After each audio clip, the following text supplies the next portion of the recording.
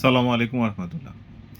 এখন প্রচুর পরিমাণে টিনেজদের মাঝে ব্রণের সমস্যা দেখা দিচ্ছে।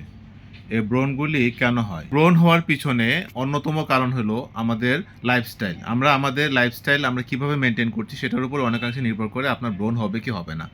আপনি যদি প্রতিদিন পর্যাপ্ত পরিমাণে পানি পান করেন এবং পর্যাপ্ত ঘুমান, তাহলে আপনার ব্রণ হওয়ার সম্ভাবনা নেই।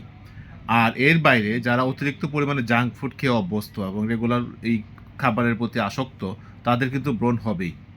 আর তৃতীয়ত যারা বিশেষ করে মেয়েরা যারা অতিরিক্ত পরিমাণে কসমেটিক্স তাদের ত্বকের উপর ব্যবহার করতেছে, তাদের কিন্তু একটা ব্রণ হওয়ার প্রবণতা থেকে যায়। কারণ কসমেটিক্সগুলির ম্যাক্সিমাম অংশটাই কিন্তু কেমিক্যাল।